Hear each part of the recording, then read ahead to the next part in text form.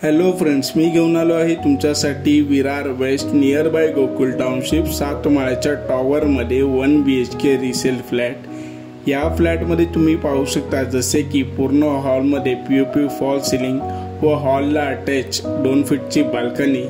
किचनमध्ये तुम्हाला पाहायला भेटेल double side platform with modular kitchen व तसेच 4 फीटचा ड्राय स्पेस एरिया देखील प्रोव्हाइड केलेला आहे।